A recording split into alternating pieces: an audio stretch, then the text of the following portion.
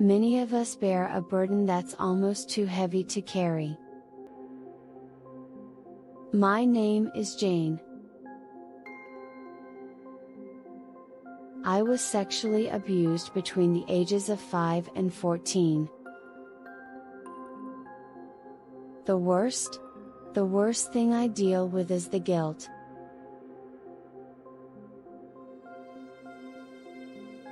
I ask myself, how could I have let the abuse go on for so long? It's a question that haunts my every waking moment. As a child, how could I have known any better? It wasn't my fault. I am not alone in this. So many of us are hunted. Even though we are survivors.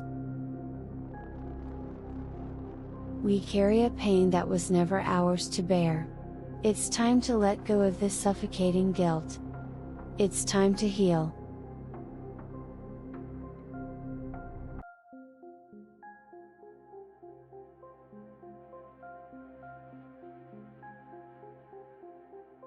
Many victims of sexual abuse are deeply ashamed about what happened. They may even feel responsible for it. Consider Jane, now 20, who was sexually abused between the ages of 5 and 14. The worst thing I deal with is the guilt, she says. I think to myself, how could I have let the abuse go on for so long? If you feel that way about your situation, consider the following. Children are neither physically nor emotionally prepared to have sex.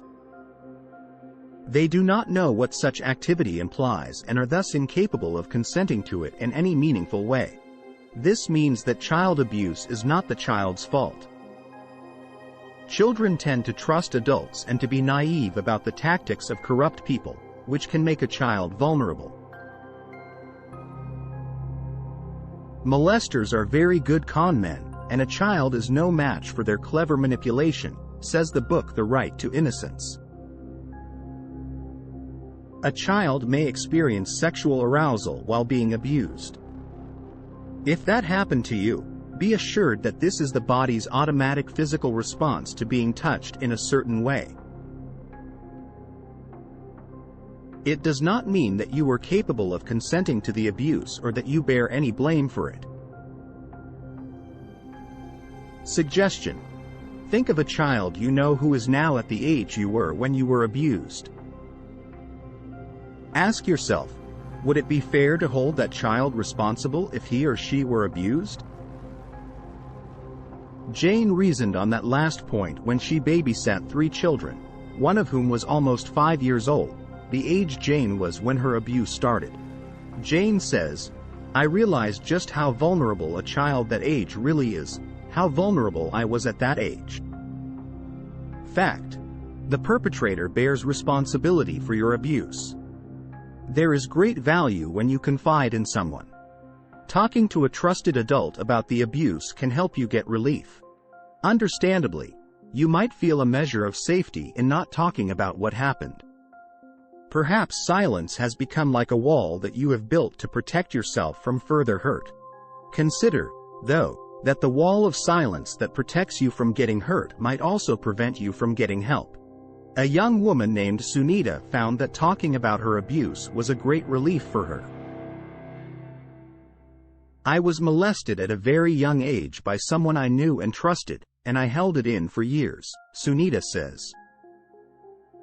But once I was able to talk to my mom about it, it was as if a huge weight had been taken off my shoulders.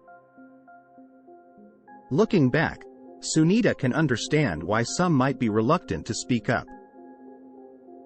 Abuse is such an uncomfortable topic, she says. But in my case, the hurt that came from living with it was not good. It was better for me to confront it sooner rather than later.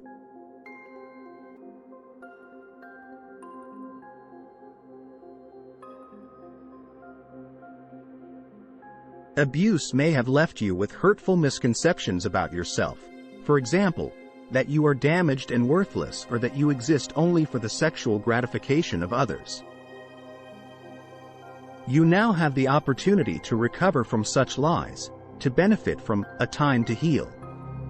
What can help you in this endeavor? In the aftermath of sexual assault, there are crucial elements that can assist survivors in their journey towards healing. First and foremost, seek professional counseling and therapy.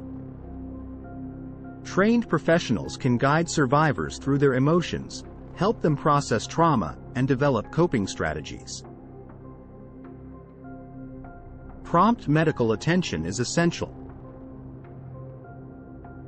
This includes a thorough medical examination, testing for sexually transmitted infections, and addressing any physical injuries. Legal support is another crucial avenue. Reporting the assault and seeking legal advice empowers survivors and holds perpetrators accountable. Emotional support from understanding friends, family, or support groups forms a vital safety net. Engaging in self-care and wellness activities, such as exercise, mindfulness, and a balanced diet, promotes mental and physical well-being. Creative expression through art, writing, or music provides a constructive outlet for processing emotions. Understanding the nature of sexual assault, consent, and trauma through education and awareness is empowering. Taking measures to enhance personal safety and security, such as self-defense classes or altering daily routines, provides a sense of control. Patience and self-compassion are paramount, recognizing that healing is a journey. For those who are religious or spiritual, seeking support from a trusted spiritual leader or community can offer comfort. Observe men and women who are exemplary in living.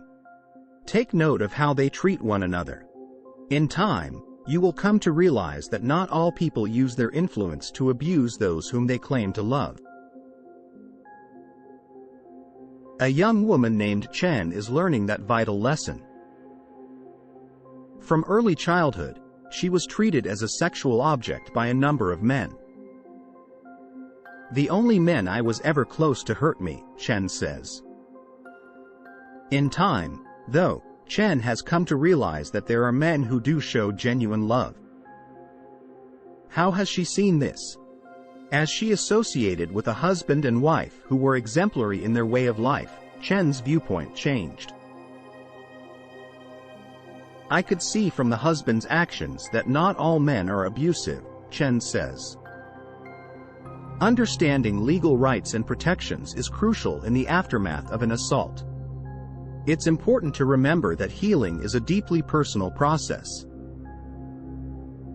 What works for one person may not work for another, and it's crucial to respect individual choices and preferences.